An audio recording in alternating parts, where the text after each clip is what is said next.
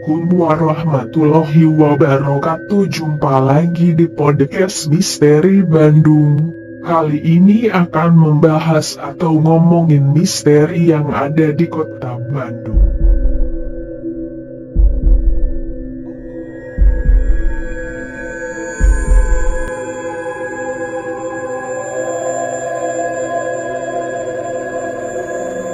Nah, kalau masalah rumah angker, Bandung punya beberapa cerita mistis.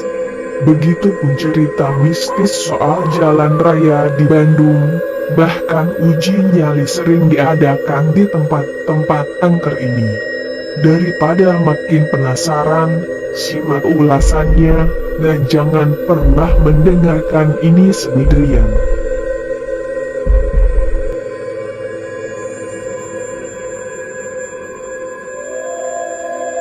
Siapa nih yang suka cerita horor atau bahkan mengunjungi tempat-tempat yang angker? Gak bisa dipungkiri, ya, di Indonesia ada banyak cerita-cerita yang tersebar di antara masyarakat. Mulai dari cerita tempat angker hingga cerita kisah nyata legenda yang mistis. Kalau ditanya daerah mana yang punya cerita mistis atau tempat angker, mungkin sebuah daerah punya ceritanya masing-masing. Namun, Bandung juga terkenal memiliki banyak tempat angker dengan cerita mistis. Penasaran? Hati-hati, jadi tidak bisa tidur dan awasi sekeliling Anda. Barangkali sekarang mereka ada di belakang Anda.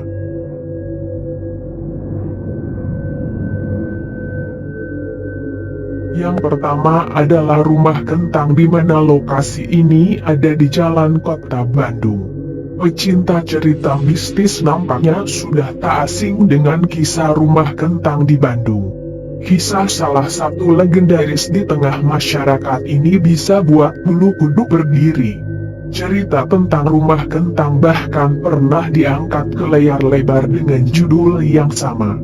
Tak diragukan, kisah tersebut sudah cukup familiar di telinga masyarakat, khususnya warga Bandung. Tidak heran jika banyak sekali legenda ini yang bermunculan di masyarakat, kemudian secara turun-temurun dikisahkan dari generasi ke generasi. Semaju apapun sebuah kota, pasti ada saja satu atau dua legenda yang tersimpan dan menjadi buah bibir di masyarakat, tidak terkecuali Bandung. Di kota tersebut, banyak sekali tersimpan legenda yang kebenarannya masih menjadi perdebatan hingga saat ini. Salah satu legenda yang paling terkenal di kota Bandung adalah tentang sebuah rumah yang kerap mengeluarkan aroma kentang ketika malam hari. Ya, legenda rumah kentang Bandung. Mungkin kamu telah mengetahui perihal kisah yang satu ini. Namun, apakah kamu percaya dengan cerita yang selama ini kamu dengar? Supaya tidak salah, ada baiknya kamu mengetahui terlebih dahulu tentang fakta dan mitos seputar rumah kentang. Mitosnya, ada seorang anak laki-laki yang secara tidak sengaja terjatuh dari gendongan ibunya ke dalam kuali besar yang dipakai untuk memasak kentang, hingga membuat anak tersebut akhirnya meninggal. Kota Bandung menjadi salah satu tujuan wisata dunia. Kota yang dijuluki Paris Van Java dan Kota Kembang ini memiliki cerita-cerita legenda mistis atau kisah horor yang sangat mengerikan. Cerita inilah yang kemudian diyakini masyarakat sebagai alasan mengapa rumah tersebut mengeluarkan aroma berbau kentang pada malam hari. Akan tetapi, seorang wanita bernama Raya Yafira, pada sebuah postingan blog pribadi miliknya, membantah kabar yang beredar seputar aroma kentang yang selama ini berkembang. Raya mengaku, selama 16 tahun menjadi tetangga dari rumah kentang Bandung, ia tidak pernah sekalipun mencium aroma kentang yang berasal dari rumah tersebut. Kisah si anak kentang. Selain mencium bauan seperti kentang, mitosnya orang-orang yang melintas di depan rumah itu pada malam hari juga kerap melihat penampakan anak laki-laki di dekat rumah tersebut. Menurut Rai, ia juga tidak pernah melihat sosok anak laki-laki itu secara langsung. Meski begitu, Rai mengaku pernah bermimpi didatangi oleh seorang anak perempuan Belanda berusia 11 tahun yang memberi isyarat bahwa ia merupakan penunggu dari teras rumah kentang Bandung. Tidak hanya penampakan seorang anak laki-laki saja, mitosnya di sekitar rumah kentang Bandung juga kerap terlihat penampakan seekor anjing yang disinyalir jadi-jadian. Namun, serupa dengan mitos-mitos lainnya, Rai turut membantah isu yang satu ini. Ia mengaku bahwa anjing yang sering dilihat para pengendara yang lewat pada malam hari itu merupakan anjing peliharaan miliknya. Akan tetapi, seorang dengan akun bernama Andre Alay menyangkal pernyataan tersebut. Ia mengatakan bahwa isu tentang anjing jadi-jadian tersebut benar adanya. Berdasarkan pengalamannya, ia pernah melihat anjing tersebut berada di sekitar rumah kentang Bandung. Andre Al sendiri mengaku berusaha untuk mengejar anjing tersebut, namun sayang, anjing itu hilang begitu saja tanpa jejak. Sempat beredar kabar bahwa rumah kentang Bandung akan dijual. Akan tetapi, tidak ada orang yang ingin membeli rumah tersebut, hingga akhirnya rumah ini dibiarkan kosong dan tidak terawat. Kebenaran dari berita ini sebenarnya cukup diragukan. Pasalnya, tidak ada informasi yang benar bahwa rumah tersebut sempat ingin dijual. Namun, apabila kabar dijualnya rumah tersebut benar, apakah kamu berminat untuk beli rumah di Bandung yang syarat akan kisah mistisnya ini? Terlepas dari segala mitos dan cerita mistis yang melekat di dalamnya, rumah kentang Bandung telah menjadi saksi bisu sejarah perkembangan kota Bandung dari dulu hingga sekarang. Oleh sebab itu, sudah sepatutnya kita jaga bersama-sama cagar budaya yang kita miliki.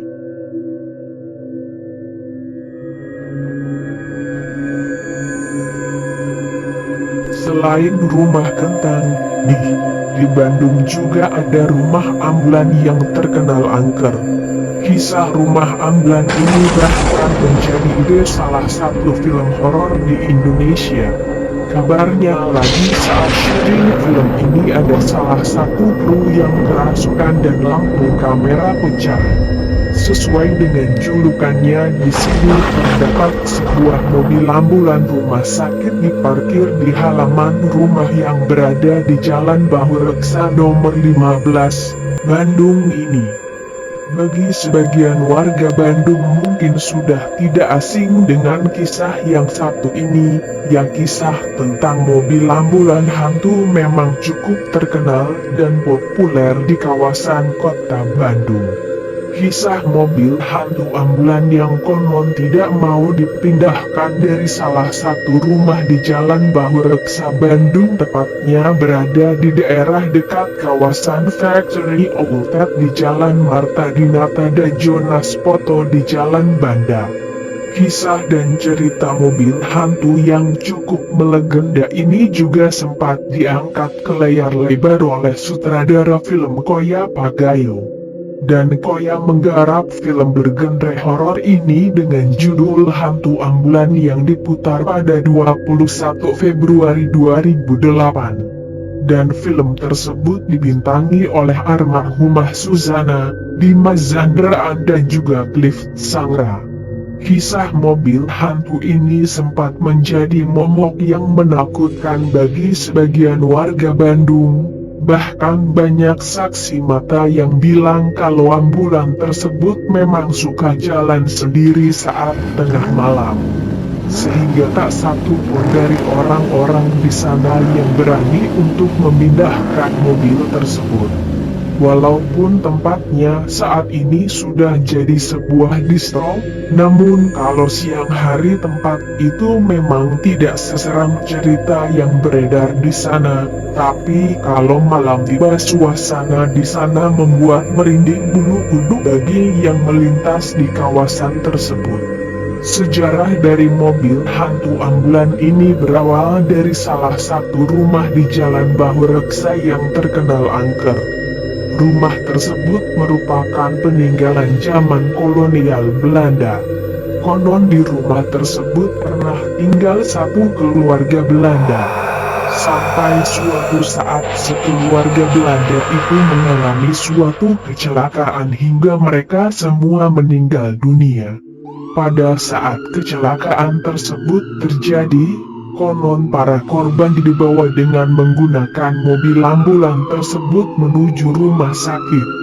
Namun keesok harinya ambulan tersebut sudah berada di depan rumah para korban kecelakaan tersebut. Anehnya tak ada satupun supir yang membawa mobil tersebut menuju rumah para korban. Penjaga rumah sempat bingung dengan keanehan tersebut. Kemudian akhirnya dia memutuskan untuk mengembalikan mobil ambulan itu ke rumah sakit. Namun malam berikutnya ambulan tersebut balik lagi ke rumah tersebut dan tanpa supir. Kejadian terus berulang-ulang hingga akhirnya diputuskan ambulan C tersebut dibiarkan terparkir di depan rumah tersebut. Semenjak mobil ambulan terparkir di Jalan Bahureksa, terkadang mesin mobil tersebut sering tiba-tiba menyala sendiri dan lampu mobil tersebut pun berkedip-kedip karena dianggap mengganggu para tetangga yang berada di sekitar rumah tersebut. Lantas kemudian mesin mobil tersebut dicopot. Anehnya walau tidak memiliki mesin lagi, namun para tetangga masih saja sering mendengar suara mesin dari mobil ambulan tersebut. Berita terakhir mengatakan bahwa legenda cerita mobil hantu ambulan di Bandung tidak pernah ada lagi. Pasalnya mobil ambulan misterius tersebut telah dibeli oleh salah satu klub mobil yang bernama Munir Parung Motor yang bermarkas di kota Parung, Bogor, beberapa waktu yang lalu. Mobil ambulan yang syarat akan cerita seram dan mistis tersebut dilelang melalui akun Facebook milik komunitas Munir Parung Motor. Kendaraan yang dikategorikan dalam kategori mobil klasik Indonesia tersebut konon dilelang dengan harga pembukaan sebesar 75 juta rupiah. Tidak butuh waktu lama mobil ambulan tua berjenis Mercy Rubor buatan tahun 1961 tersebut sudah dijual lagi ke tangan seseorang dan mobil itu dibeli seharga 40 juta rupiah.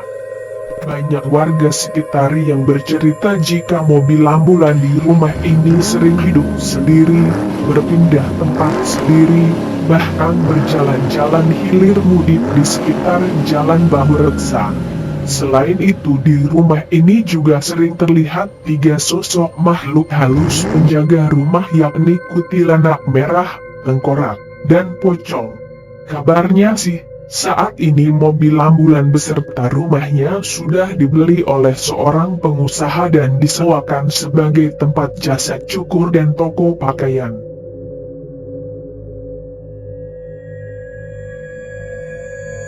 Tidak kalah lagi misteri yang terdahsyat yang satu ini adalah Goa Belanda dan Goa Jepang. Selain memiliki keindahan alam dan suasana yang sejuk, Taman Hutan Raya Taura Insinyur Hajuanda, Bandung juga dikenal dengan keberadaan Goa Jepang dan Goa Belanda. Taura Juanda merupakan sebuah hutan kota yang berada di ketinggian 800 hingga 1350 meter di atas permukaan laut. Jadi, tempat ini cocok untuk menikmati udara sejuk dan juga sambil melihat peninggalan sejarah, yaitu dari masa penjajahan Belanda dan Jepang. Asal nama Goa Belanda karena dulu didirikan oleh pemerintahan kolonial Belanda pada tahun 1912. Pembangunan goa ini dulu bertujuan sebagai terowongan penyadapan aliran sungai Cikapundung. Goa ini pun juga digunakan sebagai fasilitas militer dan untuk stasiun radio telekomunikasi. Goa Belanda memiliki 15 lorong dengan 2 pintu masuk setinggi 3,2 meter. Total panjang lorongnya mencapai 547 meter dengan luas 0,6 hektar. Kawasan ini dianggap menarik oleh militer Belanda pada zaman kolonial dulu karena lokasinya yang terlindungi, namun tetap dekat dengan pusat kota Bandung. Goa satunya lagi, yaitu Goa Jepang dibangun oleh pihak militer Jepang pada tahun 1942. Goa ini dibangun untuk keperluan militer, yaitu sebagai barak dan tempat perlindungan. Ukuran Goa Jepang ini lebih kecil daripada Goa Belanda, dengan panjang lorong yang kurang lebih 70 meter. Untuk pembangunan goa ini, Jepang menggunakan tenaga romusha, tenaga kerja paksa selama masa penjajahan Jepang, sehingga banyak korban yang berjatuhan. Kedua goa ini disebut-sebut memiliki kisah seram dengan cerita yang beredar di masyarakat. Konon, kita dilarang menyebut kata lada di tempat ini. Katanya kalau kita menyebut kata lada di sini, bisa terjadi kejadian yang mistis. Ada pula yang menceritakan kalau orang yang menyebutkan kata itu akan sial atau bahkan kerasukan. Berdasarkan kisah warga setempat, kata lada itu merupakan sebutan atau nama dari seorang tokoh masyarakat atau leluhur yang dihormati di sana, sehingga namanya disakralkan oleh warga setempat. Bahkan diceritakan juga kalau kita bisa melihat penampakan hantu prajurit zaman dulu di sini. Di tempat ini tidak hanya jatuh korban dari pihak Romusa saja karena juga menjadi tempat tahanan bagi tentara Belanda pada saat Jepang menguasai Indonesia. Tak hanya sampai di situ, keangkeran lainnya ketika mengunjungi tempat ini adalah terdengarnya bunyi suara tentara yang tengah berbaris di dalam goa tersebut. Namun, menurut kepercayaan masyarakat lokal, ada peraturan yang harus dipatuhi ketika wisatawan berada di sini. Mereka yang berkunjung ke tempat ini dilarang untuk mengucapkan kata lada. Jika Anda nekat untuk mengucapkan kata itu, siap-siap Anda akan tertimpa kesialan. Mulai dari melihat hal-hal mistis hingga yang terburuk Anda akan kerasukan. Sejumlah wisata mistis juga dilakukan di kawasan goa Jepang dan goa Belanda. Tidak cuma itu saja, tempat ini juga pernah menjadi lokasi syuting acara televisi yang menguji nyali di tempat-tempat yang dikenal angker. Dengan pemandangan dan suasana sejuk di sekitar tempat ini sering terjadi penampakan di malam hari memang dikarenakan tempat ini memang dulunya hutan belantara yang dipakai pihak Belanda pada zamannya. Terlepas dari kisah mistis di baliknya, Aura Juanda merupakan kompleks taman hutan yang luas, yaitu sebesar 590 hektar yang cocok untuk dikunjungi untuk menikmati suasana alam yang lengkap dengan pohon-pohon rindang. Tahura menyatu dengan Maribaya yang terletak di Lembang, sehingga kita bisa mencapai tempat ini dengan perjalanan dengan jarak kurang lebih 6 km. Udara segar plus pemandangan alam yang serba hijau membuat kegiatan trekking terasa lebih menyenangkan. Bagi kalian yang mau melihat alam fenomenal ini, bisa datang menikmati semua kekuasaan Sang Pencipta. Dan memang harga masuk terjangkau dari mulai 15.000 sampai dengan 50.000 dan banyak sekali keindahan alam dan misteri di dalamnya.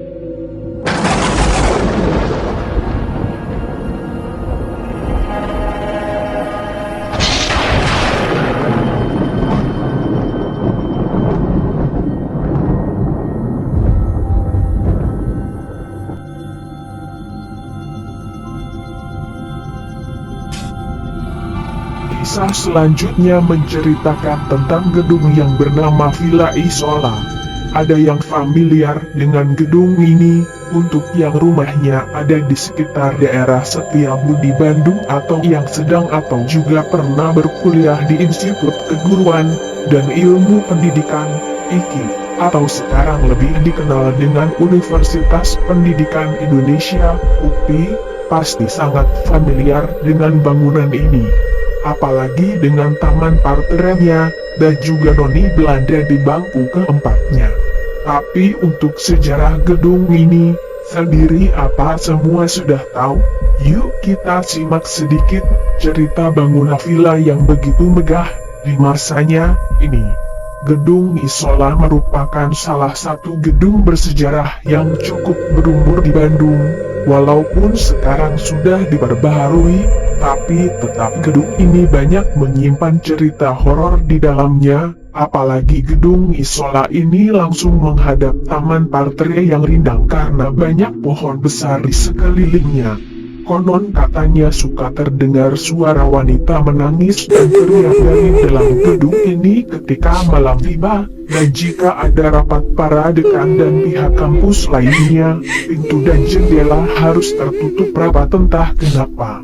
Jika dilihat saat siang hari, villa megah yang terletak di Jalan Isola, Sukasari, Bandung terlihat sangat indah. Gedung dengan desain Art Deco ini merupakan peninggalan zaman Belanda yang dibangun tahun 1932. Villa Isola kita menjadi salah satu kampus Universitas Pendidikan Indonesia, UPI, dan masih aktif digunakan. Villa Isola adalah bangunan villa yang terletak di kawasan pinggiran utara Bandung. Berlokasi pada tanah tinggi, di sisi kiri jalan menuju Lembang Jalan Setiabudi, Villa Isola adalah salah satu bangunan bergaya arsitektur bergaya Art Deco yang banyak dijumpai di Bandung. Villa Isola dibangun pada tahun 1933, apakah bersamaan dengan lahirnya Persib Bandung, milik seorang hartawan Belanda bernama Dominic W. William Barty, seorang raja koran keturunan Indo-Jawa Belanda, yang sangat kaya raya. Kehidupannya konon sangat mewah dan glamor pada masanya. Pembangunan villa ini pun dilakukan pada masa krisis global, namun Tuan Berti sanggup mengeluarkan uang goldennya yang sangat mahal, sekitar 250 miliar rupiah hari ini, untuk membayar seorang arsitek terkemuka saat itu yaitu Charles Prosper Wolfe Schumacher. Kemudian bangunan mewah yang dijadikan rumah tinggal ini dijual dan menjadi bagian dari Hotel Sapoi Halman.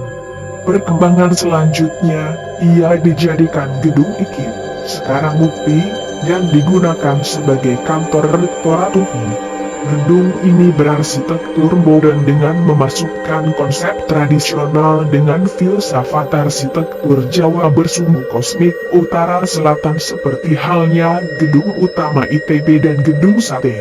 Orientasi kosmik ini diperkuat dengan taman memanjang di depan gedung ini yang tegak lurus dengan sumbu melintang bangunan ke arah Gunung Tangkuban Perahu.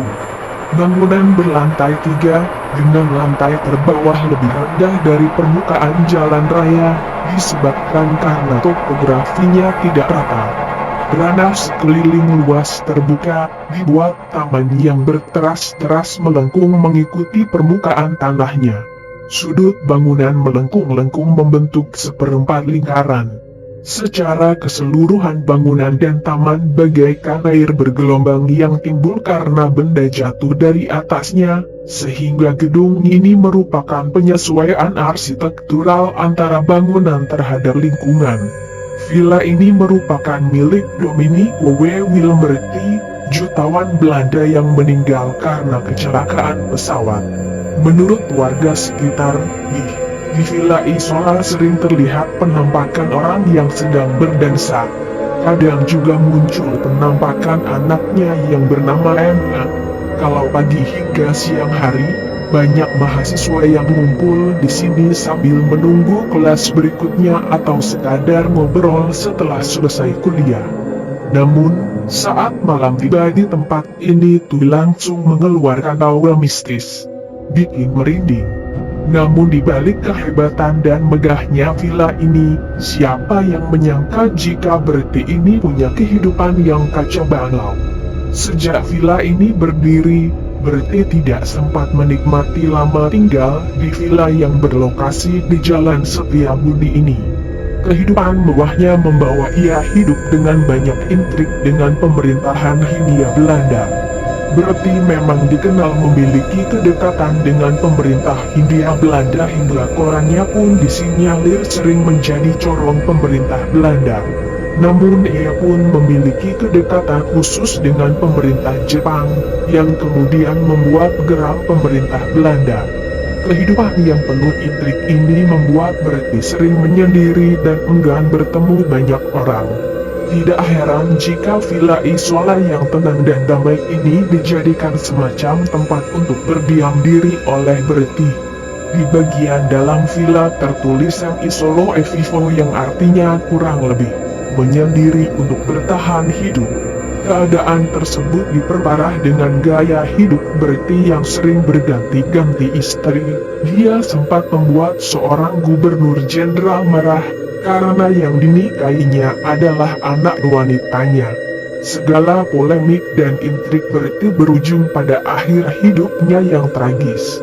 Saat Berti berada di Belanda, istrinya mengundang Berti untuk pulang libur Natal ke Indonesia. Sayangnya dalam perjalanan dari Belanda ke Indonesia, pesawat yang ditumpanginya jatuh di perbatasan Suriah. Menurut laporan resmi, pesawat tersebut jatuh karena tersambar petir.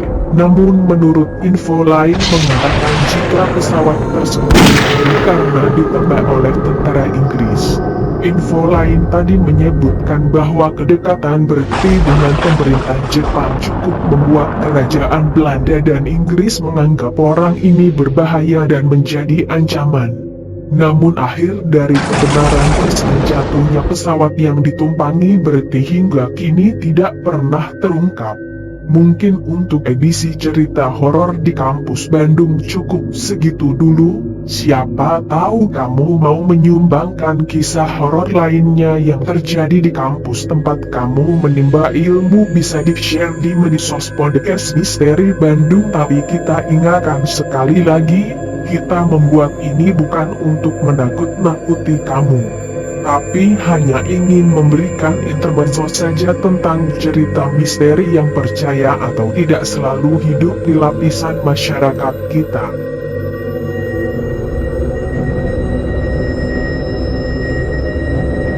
Hantu Jalan Siliwangi. Jalan raya dimanapun, utamanya di luar kota, pada ruas tertentu sering dinilai seram. Dianggap menjadi tempat nyaman untuk main-main arwah penasaran. Terutama di ruas-ruas jalan rawan kecelakaan. Misal jalan naik turun amat tajam, jalan sempit tapi ramai, tikungan maut, persimpangan kereta api, jalan lurus panjang dan sebagainya. Mulanya jumlah arwah penasaran itu cuma 1-2, karena sering memakan korban, makin bertambah penghuninya. Tapi meski sudah banyak teman, boneka cilik di Jalan Babakan Siliwangi Bandung suka mengganggu pemakai jalan. Tempat angker ada di mana saja, tak terkecuali di ruas jalan bekas terjadinya kecelakaan yang menelan korban nyawa manusia. Kalau kejadiannya amat mengerikan, sampai ada korban hancur berkeping-keping tubuhnya, misalnya, bisa saja arwahnya terus penasaran mencari sisa-sisa tubuhnya yang belum ketemu. Kalau arwah tersebut kebetulan tensinya meninggi, bisa saja lalu mencari sasaran lain, misal pemakai jalan di wilayahnya. Seperti yang terjadi di Jalan Babakan Siliwangi Bandung belakangan. Banyak pengendara enggan melewati jalan itu di malam hari, apalagi pada malam Jumat Kliwon, terutama setelah santer terdengar jalan itu makin menyeramkan. Di Jalan Babakan Siliwangi ini yang suka memperlihatkan diri kepada pemakai jalan, apalagi bila saat melewatinya membawa anak kecil. Biasanya yang lebih dulu melihat boneka itu adalah si anak. Menurut cerita beberapa warga, suatu malam hantu itu pernah melayang-layang di tengah keramaian jalan. Hantu itu berbentuk boneka panda kecil. Menurut cerita warga di sekitar lokasi, boneka itu adalah milik gadis kecil bernama Uci usia 2 tahun yang meninggal akibat tabrak lari pada tahun 1981. Ketika itu, Uci kecil manis sedang bersama keluarganya akan menikmati makan malam di Jalan Siliwangi. Setelah memarkir mobil, keluarga itu lalu menyeberang ke sebuah rumah makan. Tapi sampai di tengah jalan, dari arah Cihampelas melaju kencang sebuah mobil. Karena letak rumah makan persis berada di tikungan, maka sopirnya tak sempat menginjak rem. Tabrakan tak terelakkan. Keempat orang itu terpental dan mengalami luka parah, dan pengemudi tersebut tidak turun menolong, tapi malah melarikan diri dengan tancap gas. Selama dalam perawatan di Rumah Sakit ST Carolus Bandung, Uci kecil terus mengigau mencari boneka panda kesayangannya. Boneka itu sedang didekap saat terjadi kecelakaan. Keluarga Uci pun berusaha mencarinya, namun tidak pernah ketemu. Seminggu dalam perawatan, Uci yang kemudian koma, akhirnya menghembuskan nafas terakhir. Sejak kecelakaan itu, Jalan Babakan Siliwangi hingga sekarang sepi dari pengguna jalan. Hal ini pun berdampak pada restoran Siliwangi. Restoran ini jadi sepi, tidak seperti dulu. Dulu terkenal enak makanannya, nyaman suasananya. Tapi sekarang terkenal angkernya. Orang jadi enggan kesini, kata Wahyu, karyawan restoran Siliwangi. Menurut Wahyu, hantu itu malah sering mengganggu di lingkungan restorannya. Juga malang melintang di Jalan Siliwangi. Padahal jalan itu satu-satunya ruas menuju restoran tempat Wahyu bekerja. Pertama mengganggu juga di restoran ini, katanya. Ceritanya, boneka panda kecil berwarna coklat tiba-tiba berada dalam ruangan menjelang restoran tutup lepas tengah malam. Dikira boneka tertinggal milik tamu, lalu Wahyu akan mengambilnya untuk disimpan. Tapi Wahyu kontan terkejut ketika boneka itu bisa turun sendiri dari kursi dan kemudian berjalan santai keluar. Beberapa hari setelah kejadian itu, Rocim, juru parkir restoran tersebut, juga dihantui boneka panda.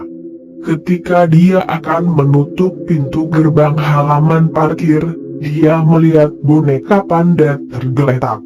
Ketika akan diambil, boneka itu bisa berdiri dan Rocim terkaget-kaget. Apalagi setelah melihat boneka itu berlari menghampiri seorang gadis kecil. Setelah dekat, boneka itu pun langsung didekap si gadis. Meski masih dihantui rasa takut, Rocim iba ketika melihat gadis cilik cantik itu menangis menyayat hati. Siapa saja yang mendengar tangisannya pasti akan terenyuh, katanya. Gadis itu tiba-tiba menghilang. Dengan perasaan takut, Rocim cepat meninggalkan halaman parkir. Beberapa sumber mengatakan, boneka milik Uci yang gentayangan sebenarnya tidak bermaksud untuk mengganggu pengguna Jalan Babakan Siliwangi. Kemunculannya yang hampir tiap hari dinilai untuk memperingatkan kepada setiap pengguna jalan agar berhati-hati bila lewat tikungan tersebut. Sebagian lagi mengatakan, pemunculan boneka panda antara lain untuk mencari tuannya. Banyak orang menuturkan pengalamannya, pernah ditemui hantu boneka itu saat makan di restoran Siliwangi. Tak sedikit anak-anak para pengunjung restoran itu mengaku sering melihat gadis kecil sedang menangis sambil memeluk boneka panda. Yang membuat terenyuh, malah ada anak seorang tamu sampai menangis saat bercerita kepada orang tuanya. Anak itu mengira gadis cilik yang berada di bawah pohon di tikungan Jalan Babakan Siliwangi adalah gadis yang sedang hilang. Demikianlah ngomongin misteri kali ini. Sebuah kisah cerita misteri di suatu tempat dimanapun itu dan apapun itu. Kita harus ambil sisi kepositifan karena kita memang berada di dua alam yang berbeda. Karena Allah Subhanahu wa Ta'ala telah menciptakan alam dan isinya, jadi tidak usah takut karena manusia diciptakan lebih sempurna dibanding makhluk-makhluk. Baik, demikian kisah cerita di podcast Misteri Bandung. This is yang ngomongin misteri kali ini. Stay on terus dan dukung channel ini yang menurut paling mempunyai mistis yang sangat tinggi kisahnya dan dikenang sampai saat ini. Jangan lupa terus dukung channel ini dengan cara subscribe, like, dan share. Jumpa lagi di ngomongin misteri berikutnya. Assalamualaikum warahmatullahi wabarakatuh.